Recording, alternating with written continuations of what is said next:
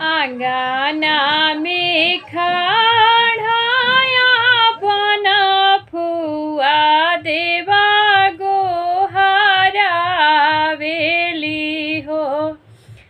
आंगना में खड़ाया अपन फुआ देवा गोहरा वेली हो।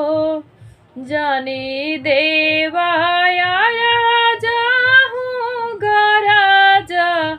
जानी रे देवा बरी साहू हो।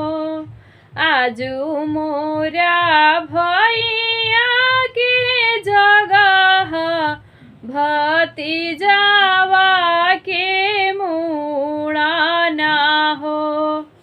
आजू मोरा भैया के जगह भतीजावा के मुड़ाना हो। आंगना में खड़ाया अपन दीदी देवा गोहरा वेली हो।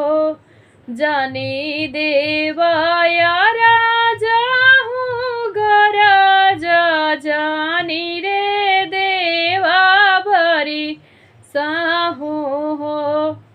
आजू मोरा बाबा घरे जगह भैयावा के मुड़ाना हो। आजू मोरा